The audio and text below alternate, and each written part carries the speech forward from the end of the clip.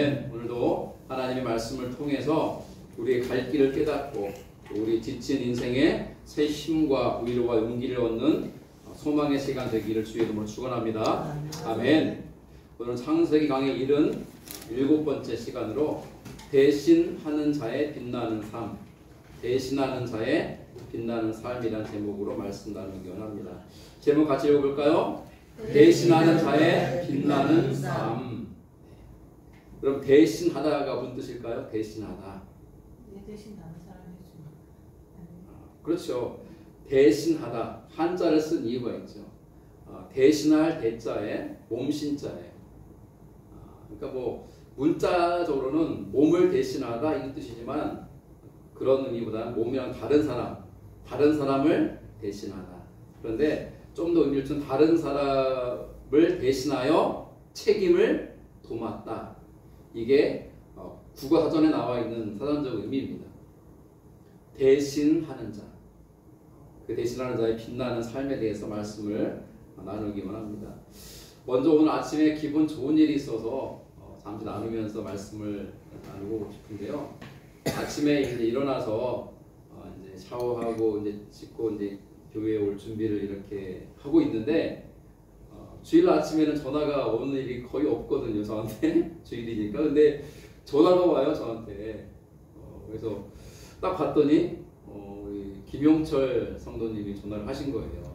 지금 아까 광고를 못 드렸지만 김용철 성도님이 지난주 중에 이제 교통사고를 당하셔서 자전거를 타고 가시다가 조금만 용달 트럭에 이렇게 받쳤다고 해야 될까요? 받쳐서 넘어지시면서 다치셨어요. 그래서 첫날은 괜찮겠거니 하고 이렇게 넘기셨는데 다음 날부터 몸이 너무 아파서 입원하셨고 사진을 찍어보고 CT를 찍고 검사를 받고 지금 병원에서 이제 회복 중에 계신데 아마 병원에서는 일주일 정도만 입원하면 되지 않겠나 하는데 요즘 병원이 그렇게 오래 입원을 안 시키는 상황이어서 일주일 정도 있고 퇴원하라고 할 때 혹시 더 있을 수 있는지를 확인하고 그게 되면 더 계시고 만약에 나가라! 라고 조금 그게 강제적으로 나가게 하면 퇴원하셔서 아마 다른 한의원이나 이런 병원으로 입원하시든 아니면 통원치료 받으시든 이렇게 하실 생각으로 있는 것 같습니다. 주중에 우리 이영 집사님하고 또 두 분도 별도로 다녀오셨고 저하고도 또 이영 집사님 제 아내랑 어제 그저께 신방도 다녀왔었습니다. 그래서 좀 통증도 심하고 걷는데 쩔뚝쩔뚝 거리시고 하셔서 좀 안쓰러웠는데 어제 교회 청소 마치고 이영 집사님 편에 제가 가지고 있는 책 중에 한 3권을 챙겨서 보내드렸어요. 그래서 신학서적 말고 신앙서적을 보내서 좀 병원에 계신 무료하니까 읽어보시라고 보냈는데요. 오늘 아침에 전화 온 거는 받자마자 혹시 또 무슨 병원에 계시니까 무슨 일이 있으신가 이렇게 좀 염려가 되는 마음을 받았더니 목사님 오늘 날씨가 너무 좋아 전화드렸습니다 그러는 거예요. 네, 뭐 그저께 어제 이렇게 좀 비가 오면서 흐렸잖아요. 그래서 날씨가 우중충했는데 오늘 아침에는 화창하니 맑아서 기분이 좋으셨나 봐요. 그래서 기분 좋아서 전화드렸고 그리고 본인이 갖다 주신 책을 그 중에 한 권을 딱 택해서 읽고 있는데 내용이 너무 좋아서 전화드렸다고. 마음에 감동이 오고 너무나 이렇게 뭉클하고 해서 전화를 드렸다고 고맙다고 하시길래 제가 주일 아침부터 그런 VIP로부터 전화를 받고 제가 얼마나 기분이 좋았겠습니까. 그래서 그 성도님에게 성도님 아침부터 성도님의 전화 받으니 참 기분이 좋습니다. 그리고 전해드린 신앙서적을 읽으시고 감동이 있고 마음이 뭉클해서 전화하셨다니 너무 좋고 날씨가 너무 화창하고 좋아서 전화했다는 말이 저에게 참 기분을 좋게 합니다. 그렇게 하면서 제가 오늘 아침을 이렇게 시작했습니다. 정말 우리 두 분이 그동안 품고 기도해 오셨고 또 우리 공동체로 인도하셨는데 우리 교회 오신 지 이제 한 달이 막 넘어가셨는데 아직 VIP시잖아요. 그래서 이번 기회에 잘 회복하셔서 6월 달부터는 우리 단톡방에도 이렇게 들어오시고 정식으로 교회 등록카드도 쓰시고 하셔서 우리 드림교회 식구가 되었으면 좋겠다 그런 생각을 가지고 있습니다. 다시 한번 부탁드리는 것은 이번 주 금요일에 우리 목장 모임에 오게 될 우리 황소율 자매님 그리고 플러스 원 그 자매님은 이름 몰라요. 알바생은. 그래서 알바는 좀 더 젊대요. 그러니까 좀 더 젊은 자매 아마 뭐 정가자매 나이쯤 되지 않을까 싶은데 아무튼 혹시 오게 되면 함께 환영하면서 또 이렇게 목장 모임을 즐겁게 하셨으면 좋겠습니다. 오늘 말씀을 바로 나누곤 하는데요. 오늘 말씀 여러분 지난주 말씀을 기억하십니까? 이제 야곱의 10명의 아들들이 막내 동생 베냐민을 데리고 애굽으로 양식을 사러 가게 되고 요셉을 만나게 되는데 이제 요셉이 아직은 자기의 신분을 밝히지 않고 형들과 그리고 친어머니에 낳은 유일한 형제인 베냐민을 보고 울컥하잖아요. 그래서 혼자 방으로 달려들어가서 펑펑펑 울고 마음을 가라앉히고 진정시키고 세수도 하고 그리고 다시 나와서 음식을 차리게 해서 형제들과 함께 잔치하며 식사를 합니다. 그리고 동생 베냐민에게 더 많은 음식을 챙겨주면서 형의 마음을 이렇게 은근히 표현을 하죠. 자, 그렇게 해서 잔치 분위기에서 하룻밤을 보냅니다. 그날 잔치를 다 끝내고 요셉이 애굽 총리로서 청지기에게 이렇게 명령합니다. 이제 나의 11 형제들에게 잠자리를 봐주고 오너라. 그래서 11 형제들이 잘 수 있도록 각각의 방을 이렇게 배정해주고 이제 씻고 이제 자도록 그렇게 배려를 합니다. 그리고 요셉이 청지기를 다시 불러요. 청지기에게 이렇게 말하는 거예요. 우리 형제들의 각자의 가지고 온 자루에 가지고 갈 수 있을 만큼 양식을 꽉꽉 채워주라 그래요. 그리고 지난번처럼 그 자루 속에 뭘 넣어라? 다시 돈을 넣어라. 그 사람들이 가지고 온 돈이 있잖아요. 양식을 사려고 가져온 돈. 이미 지불했거든요. 그 돈을 다시 자루에 넣으라 그랬어요. 그리고 내가 쓰는 은잔, 은으로 만든 잔이 있는데 그 잔을 누구? 막내 동생 베냐민의 자루에 돈과 함께 넣어두라 라고 명령을 합니다. 자, 그러자 청지기가 그대로 합니다. 자, 다음 날이었습니다. 이제 애굽의 총리와 청지기가 형제 11형제를 보냅니다. 그래서 쌀이든 곡식이든 들어있는 그 자루들을 다 나귀에 싣고 출발합니다. 아버지가 계신 가나안 땅으로 출발을 합니다. 그래서 이제 총리가 살고 있는 성을 벗어나서 한참 가고 있는데 그 시간에 요셉이 다시 청지기를 불러요. 이렇게 말합니다. 너는 지금 우리 형제들을 뒤쫓아가서 그들을 붙잡으라. 그리고 이렇게 말해라. 너희가 어찌하여 선을 악으로 갚느냐? 우리 주인이 늘 마시는 데 쓰고 심지어 점치는 데 사용하는 은잔을 너희가 훔쳤느냐? 너희가 이같이 악하구나! 라고 말하면서 책망하라고 가르칩니다. 그리고 그들의 자루를 다 풀어가지고 확인해 보아라. 그렇게 명령을 합니다. 자, 그렇게 해서 청지기가 그 형제들을 따라가서 그들을 붙잡고 요셉이 시킨 말을 그대로 합니다. 뭐라고 말하라고 그랬죠? 너희가 어찌하여 선을 악으로 갚느냐? 이 은잔은 내 주인이 가지고 마시며 늘 점치는 데 쓰는 것이 아니냐? 너희가 이같이 하니 악하도다! 라고 말하라는 거예요. 말했어요. 그랬더니 어떻게 반응합니까? 내 주여 어찌 그렇게 말씀하시나이까? 당신의 종들이 이런 일은 결단코 아니하나이다. 우리는 그런 일을 할 사람들이 아니라는 거예요. 8절 우리 자루에 있던 돈도 전에 말했던 건 전에 첫 번째 양식 사갔을 때 그 속에 있던 돈도 다 가지고 와서 당신에게 드리지 않았습니까? 그런데 우리가 어찌 당신 주인의 집에서 은이나 금을 도둑질할 수 있겠습니까? 라고 자기의 뭘 주장해요 지금? 결백을 주장해요. 결백. 우리는 결코 총리님의 은잔을 훔치는 그런 일을 할 사람들이 아닙니다. 결코 그런 일을 하지 않습니다. 이렇게 장담한 거예요. 그러면서 뭐라고 덧붙이냐? 당신의 종들 중 자기들이죠. 누구에게서 은잔이 발견되거든 어떻게 하라고요? 그를 죽이십시오. 그리고 나머지 우리들은 총리님의 총리죠. 내 주니까 내 주 총리님의 종이 되겠습니다. 호언장담합니다. 자, 그렇게 하자 청지기가 말합니다. 그러면 너희 말과 같이 할 텐데, 그러나 누구에게서든지 은잔이 발견되면 그 사람만 종이 될 것이다. 나머지는 죄가 없다. 라고 말합니다. 자, 그렇게 해서 각각 급히 자루를 땅에 내려놓고 풀기 시작하는데, 막 풀면 어지러우니까 제일 큰 형인 르우벤부터 풀기 시작해요.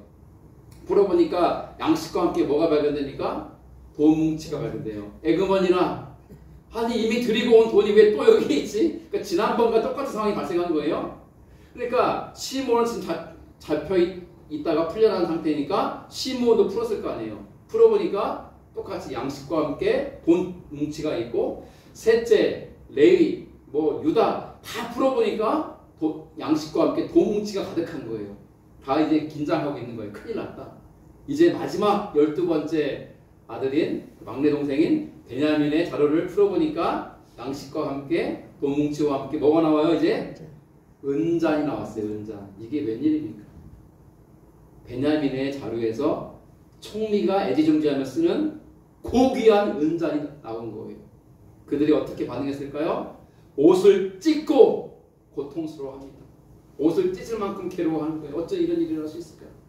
이제 각각 다시 짐을 싸서 나귀에 싣고 어디로 돌아갑니까? 총리가 있는 성으로 돌아갔는데, 돌아갔다가는 끌려간 거예요.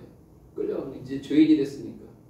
자, 유다와 그의 형제들이 요셉의 집에 이르렀습니다. 요셉이 아직 그곳에 있습니다. 왜? 돌아올 거 알고 있으니까요. 그자 총리 앞에 다다르자 그들이 그 앞에 바짝 엎드립니다. 이제는 다 죽었죠. 요셉이 그들에게 말합니다. 너희가 어찌하여 이런 일을 행하였느냐? 나 같은 사람이 점을 잘 치는 줄을 너희는 알지 못하였느냐? 이 말이 무슨 뜻이에요? 나는 용하게 점을 치는 사람이다. 니네들이 훔쳐간 것을 이미 알고 있었다. 내가 청주에게 보낸 이유는 의심스러워 답을 한 게 아니라 너희들이 가져간 것을 알기 때문에 답을 한 거다. 이제는 뭐 우리말로 빼박이라고 그러죠. 빼도 박도 못하는, 어떻게 뭐 변명할 수 없는 상황이 된 거예요. 덜미 잡혔으니까. 그때 유다가 나섭니다. 여러분, 오늘 말씀을 누구를 초점으로 해서 봐야 되냐면 유다예요. 지난주도 유다가 이야기의 주인공처럼 보였죠. 근데 오늘은 더욱 그러합니다. 자, 이제부터는요, 유다가 활약을 하는데 어떻게 활약을 하나 보세요. 유다는 형제들 중에 네 번째 형이에요. 넷째 형이고, 아버지 입장에서는 넷째 아들이죠. 네 번째 아들이에요. 유다가 말합니다. 자, 같이 읽죠. 시작. 우리가 내 주께 무슨 말을 하오리까? 무슨 설명을 하오리까? 우리가 어떻게 우리의 정직함을 나타내리까? 하나님이 종들의 죄악을 찾아내셨으니 우리와 이 잔이 발견된 자가 다 내 주의 노예가 되겠나이다. 여러분, 이 형제들이 억울해요, 안 억울해요? 억울하죠. 여러분, 누이명 써본 적 있습니까? 저도요, 살다가 몇 번 누이명을 써본 적이 있는데요, 정말 괴롭습니다. 고통스럽고 억울하죠. 여러분, 어디 가든지요, 사기꾼들이 있어요. 속이는 자들.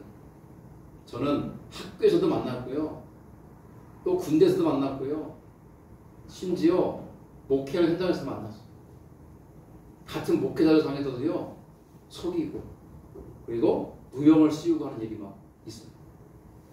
제가 부목사일 때 부교육자가 한 20명에서 25명쯤 되는 한 1,500명쯤 출석하는, 그러니까 대접은 한 3,000명까지 됐겠죠. 큰 교회에서 미국에서 사역한 적이 있었어요. 한인교회인데 부교육자가 20명이 넘어요.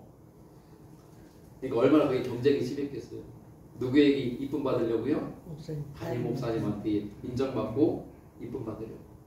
여러분, 사회생활하면 그런 거 있잖아요. 집사님 그렇죠? 아랫사람이 있으면요, 부하 직원들 중에 상사에게 잘 보이려고 잘하는 사람들이 있어요. 저는요, 그게 나쁘다고 생각하지 않아요. 그게 옳죠. 마땅한 일이죠. 근데 자기가 더 사랑받으려고 다른 직원을 모함하고 죄를 뒤집어 씌워서 누명을 쓰게 하는, 그래서 그 놈은 나쁜 놈 만들고 내가 인정받는다. 이것은 악한 짓이죠. 근데 전 그런 일을 경험한 적이 있다니까. 교회에서도 다른 부목사에게. 여러분이 담임 목사라면 저를 사랑하겠어요? 안 사랑하겠어요? 사랑해. 저는 지금까지 목회하면서 부교육자 때 사랑받지 않은 적이 없어요. 목사님들이 다 저를 사랑해 주셨어요. 저는 정말 열심히 사역했어요. 집에도 잘 안 가고. 새벽부터 밤 늦은 시간까지 정말 신발이 이렇게 밑창이 닳아가지고 신발을 다시 사야 될 정도로 열심히 신방 다니고 열심히 사역했어요. 쉬는 날 월요일도 사역했어요. 사실. 쉬는 날도 없이 살았던 것 같아요. 생각하니까. 그러니 담임 목사님이 안 이뻐하겠어요? 그랬더니요, 다른 부목사들이나 동료 부교육자들이 저를 질투하는 거예요. 몇 사람. 그러더니 저한테 누명을 씌우고 나쁜 놈 만드는 거예요. 갑자기 그 기억하니까 가슴이 막 아프네요. 갑자기. 그러나 이미 지난 일이니까 어쩔 수 없죠. 군대에서도요, 저는 억울한 일 당한 적이 있고요. 학교 다닐 때도 억울한 일 당한 적이 있고요. 생각하니까 그런 일이 참 많았던 것 같아요. 여러분, 누명을 쓴다는 건요, 정말 미치고 팔짱 뛸 노릇이에요. 내가 한 게 아니라고 아무리 말해도 아무도 안 믿어요.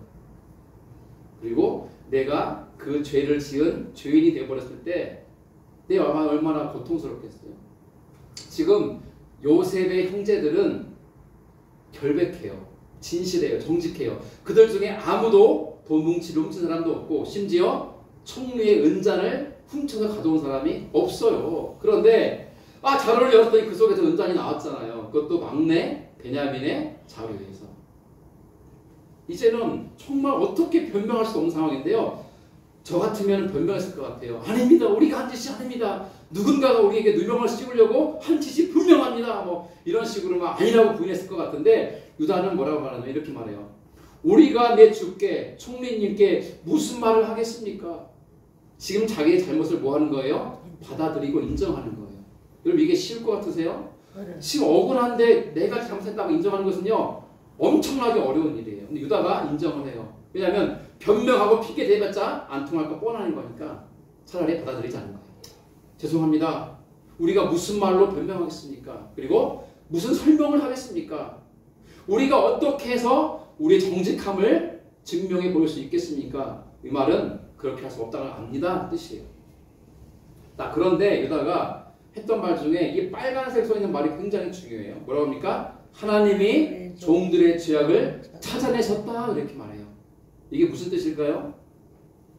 이제 유다는요 마음에 의구심이 들었어요. 이전에는 뭡니까? 이전에도 그런 일이 있었잖아요. 첫 번째 왔을 때도 자루에 돈뭉치가 발견돼가지고 지금 시몬이 잡혀있다가 겨우 풀려난 상황이었잖아요. 그리고 막내 동생을 데려와라 이런 일들이 막 발생했던 건데 그때에도 마음속에 의심이 들었어요. 어떤 의심? 우리의 죄 때문에 하나님이 우리를 벌하시는 거 아니야?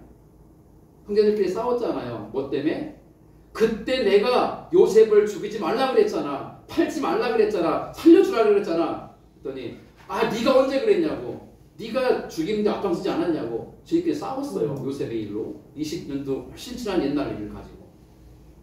그때부터 이제 이 형제들 마음속에는 자기들이 20년 전에 요셉을 죽이려 했고 함정에 빠뜨렸잖아요. 여기 그 덫에 빠지게 하고 그리고 꺼내서 노예로 팔고 채석옷을 벗겨가지고 염소의 피에 적셔가지고 아버지에게 거짓말했잖아요. 아버지 이것 좀 보세요. 요셉 거 아닙니까? 그 아버지가 보고 아이고야 이게 무슨 일이냐. 짐승에게 찢겨 죽인당했구나 하면서 통곡했잖아요.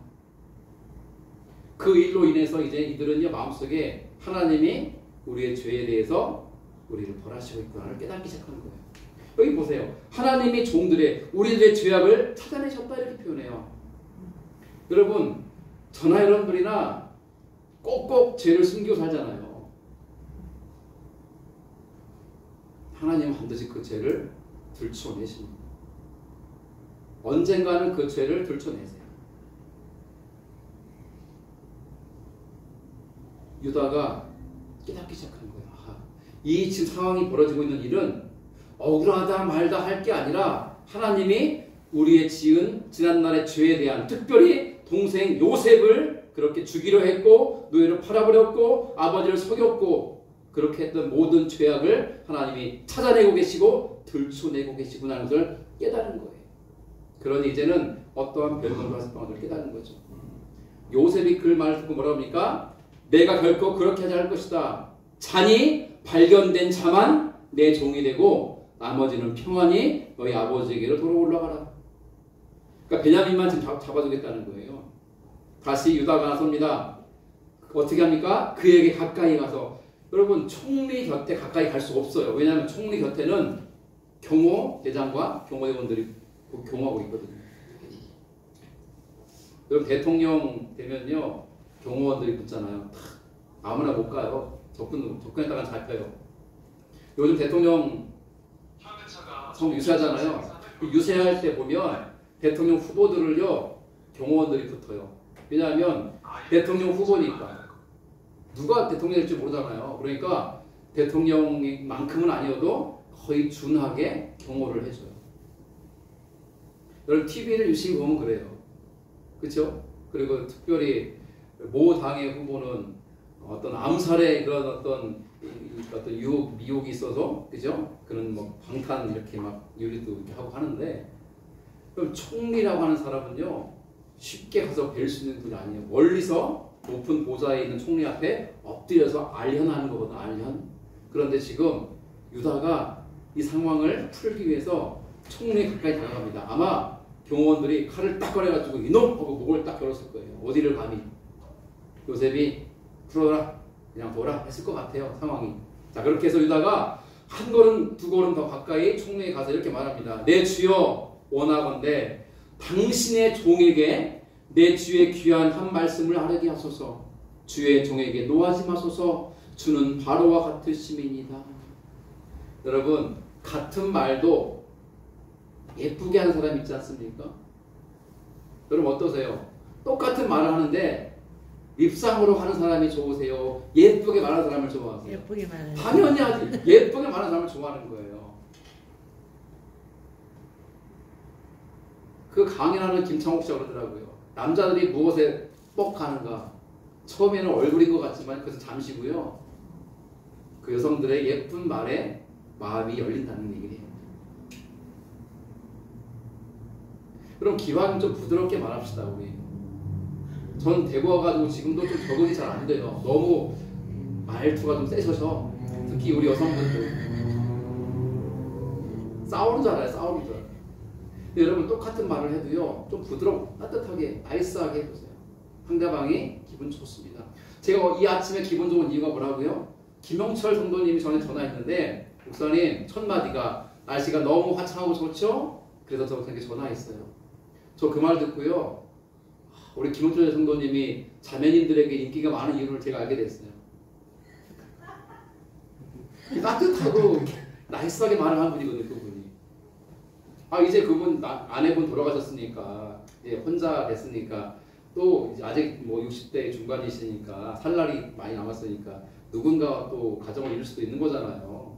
외람되지만 그렇게 사는 것을 누가 손가락 잘 했으니까. 근데 하여간 지금 저는 보세요. 유다가 총리에게 말하는 게 전 너무 예쁘게 말하는 거예요. 내 주여 원하건대 당신의 종에게 내 주의 귀에 한 말씀을 아뢰게 하소서. 그리고 주의 종에게 노하지 마소서. 그리고 주는 바로와 같으십니다. 바로는 누구예요? 애굽의 왕이에요. 총리를 가리켜서 주인님 부르면서, 주인님, 우리 주인님은 애굽의 왕인 바로와 같은 분이십니다. 바로와 같이 고귀하고 순결하고 숭고한 분이십니다. 그걸 높이는 거예요. 뭐라고 합니다. 좀 빨리 갑니다. 이전에 내 주께서 종들에게 물으시되 너희는 아버지가 있느냐? 아우가 있느냐? 라고 물으시기에 우리가 답하기를 예, 우리 아버지가 살아계신데 연세가 많으신 노인입니다. 그런데 그분이 노년에 얻은 아들 청년이 있는데 그의 형은 죽고 그의 어머니가 남긴 것은 그뿐이므로 그의 아버지가 그를 사랑하나이다. 이 말이 무슨 말이에요? 우리 아버지가 늙음하게 두 아들을 얻었는데 한 아들은 죽었고 나머지 하나는 남았는데 아버지가 그를 지극히 사랑하나이다 라고 말하지 않았습니까? 여기 보면요 변화가 된 게 있어요. 첫 번째 방문 때 총리가 뭐라고 말했냐면 하나는 없어졌고 라고 말했어요. 없어졌다는 말은요 행방불명, 어딘지 모른다, 자기들의 책임이 아닌 것처럼 말했어요. 근데 여기서 뭐라고 말해요? 죽었다 말해요. 죽은 줄 알았으니까. 그리고 죽인 자들이 누구예요? 자기들이니까. 인정하는 말인 거죠. 이제는 사실대로 말합니다. 하나는 죽었습니다. 그리고 나머지 하나는 아버지가 그 아이 베냐민만을 지극히 사랑합니다라고 말합니다. 그렇게 말씀드렸죠. 자, 또 그를 내게로 데리고 와라. 그를 내게로 보이라 라고 총리님이 우리들에게 말씀하셨기에 우리가 총리님께 말씀드리기를 그 아이는 아버지를 떠나지 못합니다. 왜냐하면 그 아이를 데려오면 아버지가 죽을 겁니다. 라고 말씀드리지 않았습니까? 라고 말해요. 그렇죠? 그러면서 너희 막내 아우가 너희와 함께 내려오지 아니하면 너희가 다시는 내 얼굴을 보지 못하리라 라고 말씀하셨기에 우리는 그 말씀을 아버지에게 말씀드렸습니다. 그때 아버지가 하시는 말씀이 아니 된다.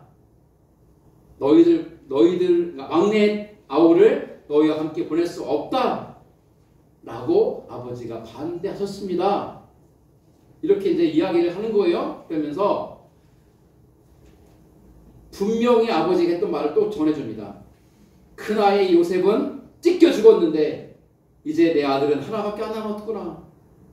하나밖에 안 남은 이 아이마저 데려가면 그 아이가 무슨 일을 당한다면 나는 이 흰머리로 슬퍼하면서 스올, 죽은 자들의 땅 밑 세계를 가리키거든요. 스올로 나는 가게 될 것이다 라고 말하면서 아버지가 막내를 내주지 않았습니다.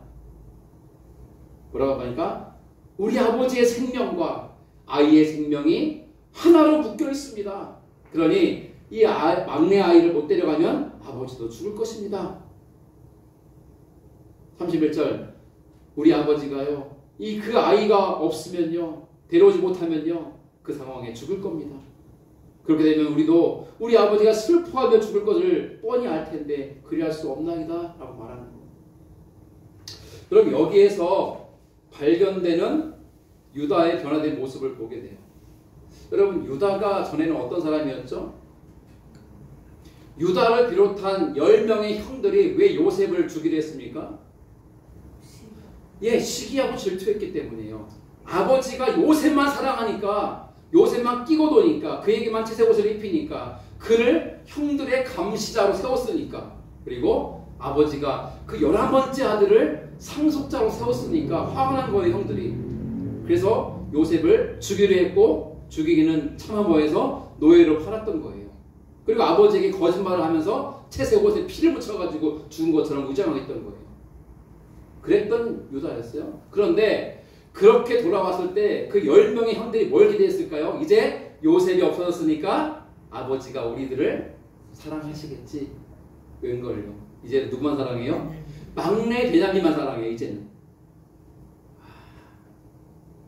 해대도 너무하시죠 아버지가.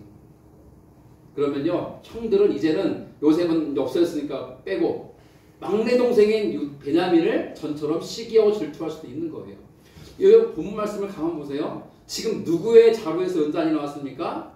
막내 동생 베냐민의 자루에서 은잔이 나왔어요. 그러면 총리의 명령을 따라 누구만 종이 되면 되는 거예요? 베냐민만 종이 되면 돼요. 나머지 10명의 형들은 그냥 그 돈뭉치 그리고 양식을 가지고 돌아가면 돼요 집으로.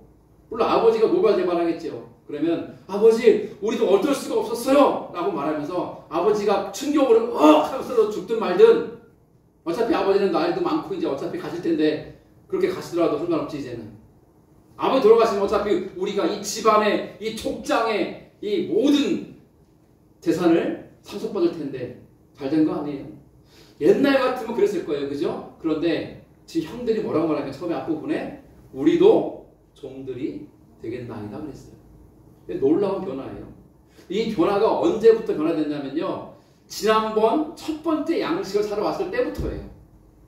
자꾸 이상한 일이 생기죠. 자꾸 어려운 일이 생기죠. 자꾸 고난이 다가오자 고난 속에서 하나님을 떠올리게 되고 자기의 죄를 떠올리게 되고 하나님이 우리의 죄에 대해서 처벌하고 계시고 우리를 징계하시구나를 깨닫기 시작하면서부터예요. 그 중에 대표적으로 유다가 심하게 변합니다. 그러면서 그 총리에게 지금요 사정을 말하면서 애걸복걸 하는 거예요. 만약에요 총리님 베냐민이 종이 되고 우리만 가면요 우리 아버지 돌아가십니다.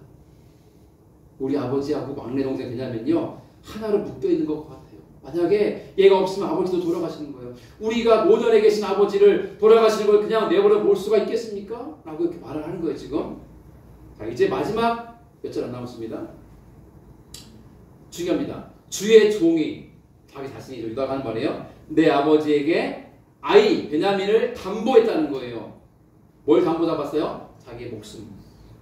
내가 이를 아버지로 데리고 돌아오지 아니하면 영영이 아버지께 죄짐을 지리다 하였사오니, 자기가 떠나오기 전에 아버지에게, 아버지가 베냐민을 그렇게 안 보내려고 하셨는데 양식이 똑 떨어지니까 줄 것 같으니까 보내주긴 했는데, 아버지가 정말 안 보내고 싶어하는 걸 알기에 내 목숨을 담보로 잡히고 제가 아버지에게 이렇게 장담했습니다. 아버지, 내 목숨을 담보로 베냐민을 반드시 데리고 오겠습니다. 만약에 베냐민이 못 데리고 오면 그 모든 죄값을 내가 감당하겠습니다. 라고 말한 거예요. 마지막 두 절이죠. 같이 읽죠. 시작. 이제 주의 종으로 그 아이를 대신하여 머물러 있어 내 주의 종이 되게 하시고 그 아이는 그의 형제들과 함께 올려 보내소서. 34절. 그 아이가 나와 함께 가지 아니하면 내가 어찌 내 아버지에게로 올라갈 수 있으리까. 두렵건대 제 해가 내 아버지에게 미침을 보리이다. 아멘. 여러분, 유다가 마지막으로 뭐라고 말합니까? 내가 그 아이를 대신하여 여기 있겠습니다. 뭐가 되겠다는 거예요? 내가 베냐민을 대신하여 당신의 노예가, 당신의 종이 되겠습니다. 그러니 베냐민과 함께 나머지 형제들은 돌려보내 주십시오. 이 아이 베냐민이 아버지께 가지 못하면 두렵건대 아버지가 돌아가실 것 같습니다. 여러분, 이 유다의 말로 44장이 끝나요.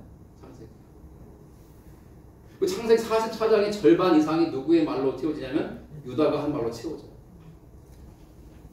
여러분, 오늘 말씀의 제목이 뭐였습니까? 정하자면 내심하는 자에 빛나는 사람. 예. 지난주에 이어서 이번 주도 창세기는 누구에 초점 맞추고 있습니까? 유다예요. 그 11명의 형제들 가운데 유독 네 번째 아들인 유다에게 포커스를 맞추고 초점 맞추고 있어요. 이렇게 영국으로 말하면 이 핀 조명, 스포트라이트를 유다에게 촥 씌워주고 있어요. 그리고 유다가 나서서 형제들을 구해요. 여러분, 유다가 베냐민을 어떻게 구합니까? 유다가 베냐민을 대신해서 종이 됨으로 베냐민을 살려내요. 그리고 형제들도 마찬가지예요. 형제들을 대신해서 자기가 노예가 됨으로 형제들을 살려요. 여러분, 형제들이 지금 빨리 가야 되지. 왜? 양식이 떨어졌으니까. 그러면 확대해서 아버지를 비롯한 가족을 누가 살린 거예요? 유다가 살리는 거예요. 그래서 성경은 유다를 조명하는 거예요. 여러분, 가정은 누가 살리는 줄 아세요? 여러분, 가정은 누가 살리는 줄 아냐고요? 가족을 대신해서 희생하는 사람이 가정을 살리는 거예요. 여러분, 목장 나눠질 텐데 목장은 누가 살리게요? 목원들을 대신하여 섬기는 사람에 의해서 목장이 살아나는 거예요. 우리 교회는 어떻게 살아날까요? 교인들을 대신해서 희생하고 헌신하는 사람을 통해서 이 교회가 살아나는 줄로 믿습니다. 아멘. 그럼 여러분, 대통령은요, 그 이상한 사람처럼 총칼로 국회를 이렇게 하는 사람이 아니라 국민을 위해서, 국민을 대신해서 종처럼 섬기고 희생하고 헌신하는 자가 대통령이 되어야 되는 거예요. 누구 위에 군림하고 명령하고 지 마음대로 안 되면 막 처단하고 무서운 칼날을 드는 사람이 아니고요. 진짜 섬기는 사람을 뽑으세요. 저는 우리 교회가 희생하고 섬기고 헌신하는 자가 많아지기를 축원합니다. 아멘. 그래야 우리 교회가 섭니다. 여러분들의 지금 가정에 어려움이 있습니까? 곰곰이 생각하세요. 왜 우리 가정에 어려움이 있습니까? 그것은요, 희생하는 자가 없기 때문이요, 헌신하는 자가 없기 때문이에요. 그냥 섬김 받고 싶고 그냥 먹고 살고 싶은 거.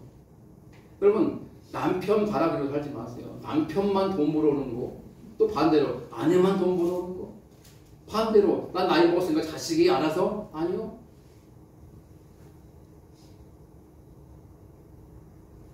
제가 요즘은 주례를 한 일이 좀 잘 없지만 전에는 주례를 참 많이 했는데, 제가 주례사 할 때 꼭 빼놓지 않은 게 있습니다.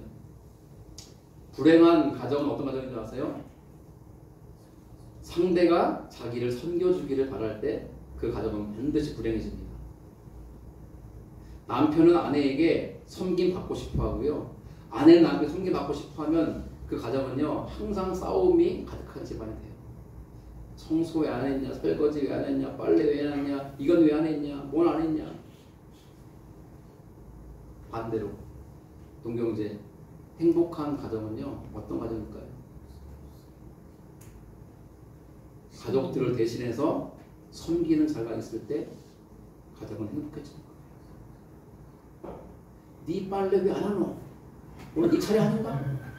오늘 네가 빨래하는 날이잖아. 왜 빨래 안 해가 아니라 내 순서일지라도 내가 빨래하면 안 됩니까? 쓰레기 갖다 버리는 거 내 순서가 아닌데 내가 하면 안 됩니까? 그 순서가 뭐가 중요합니까? 우리 교회, 저는요, 우리 모두가 함께 섬기는 아름다운 섬김으로 세워졌으면 좋겠어요. 나는 몰라, 누군가는 알아서 하겠지. 그런 분들로 가득한 교회라면 교회는 차갑고 냉랭하고 사람들이 떠나갈 거예요. 하지만 정말 다른 이들을 대신해서 내가 섬기고 희생하고 헌신한다면요, 우리 교회는 소망이 늘로 믿습니다. 아멘. 오늘 말씀의 핵심으로 보겠습니다. 왜 창세기 43장과 44장은 유독 유다라는 사람만 집중해 조명하고 있는가? 그가 동생을 대신하여 종이 되고, 형제들을 대신하여 골모로 잡히고, 가족들을 대신하여 그를 살리고자 나섰기 때문입니다. 성경은 그렇게 대신하는 자를 집중하고 그를 하나님 기뻐하신다는 거예요. 오늘 이 말씀을 가슴에 잘 새겼으면 좋겠습니다. 마지막 말씀 드리고 끝낼게요. 여러분, 의사가 다른 직업보다 가치 있고 소중한 이유가 있어요. 뭡니까? 생명을 살리기 때문이에요. 여러 직업이 있지만 제가 생각해도 의사만큼 매력적이고 멋진 직업은 없는 것 같아요. 왜? 의사는 사람을 살리니까. 그런데요, 그 의사보다 더 가치 있고 고귀한 일을 하는 사람이 있어요. 잃어버린 영혼들을 대신하여 그들의 짐을 져주고, 그들의 사랑으로 기도하고, 그들의 삶에 다가가고, 그들을 주님께로 인도하여 구원받게 하는 사람. 육신의 생명을 구하는 의사보다 더 중요한 것은 그들의 영혼을 구원하여 지옥 갈 영혼이 천국 가게 되어 하나님의 자녀가 되게 만들어주는 자, 그 사람이 가장 가치 있고 고귀한 일을 하는 사람 아니겠습니까? 갈라디아서 말씀을 나눕니다. 그리스도께서 하나님 곧 우리 아버지의 뜻을 따라 이 악한 세대에서 우리를 건지시려고 우리 죄를 대속하기 위하여 자기 몸을 주셨으니 영광이 그에게 세세토록 있을지어다. 아멘. 주님께서 우리를 이 악한 세대에서 건지시려고 우리 죄를 대신 속하셨어요. 대속이 그거예요. 대신 속하는 거예요. 대신 죄값을 치르신 거예요. 그러기 위해서 자신의 몸을 내어주셨기 때문에 하나님은 그러한 예수님에게 영광이 있게 하시다는 거예요. 고린도 후서 5장 15절 말씀 같이 있습니다. 그가 모든 사람을 대신하여 죽으심은 살아있는 자들로 하여금 다시는 그들 자신을 위하여 살지 않고 오직 그들을 대신하여 죽었다가 다시 살아나신 이를 위하여 살게 하려 함이라. 아멘. 예수님이 우리를 대신하여 죽으신 이유는 뭡니까? 이제는 우리가 우리 자신을 위해 살지 않고 우리를 대신하여 죽었다 살아나신 예수님을 위해 살게 하기 위함이라는 거예요. 그러면 우리 주님이 바라시는 삶은 무엇일까요? 많은 것을 말할 수 있지만은 그것은 우리가 선을 행함으로 영혼을 구원하는 거겠죠. 마지막 말씀입니다. 갈라디아서 6장 9절 시작. 우리가 선을 행하되 낙심하지 말지니 포기하지 아니하면 때가 이름에 거두리라. 아멘. 한 영혼을 구원하기 위해서 시간을 들이고 돈을 쓰고 물질을 들이고 밥을 사주고 선물을 주고 반찬에다 주고, 그런데요 그렇게 섬김 받고도 배신하고 배반하고 우리 속상해 할 때가 있어요. 그때 여러분 기억하세요. 낙심하지 마세요. 포기하지 마세요. 그러면 때가 이르면 그 영혼이 구원의 열매로 거두어질 줄로 믿습니다. 우리는 그것을 향해서 나아갑니다. 그게 우리 교회의 존재 이유이기도 합니다. 오늘 주시는 말씀을 잘 기억하면서 그러한 대신하는 자의 삶을 빛나게 하시는 하나님의 은혜를 경험할 수 있기를 주의 이름으로 축원합니다. 아멘. 다음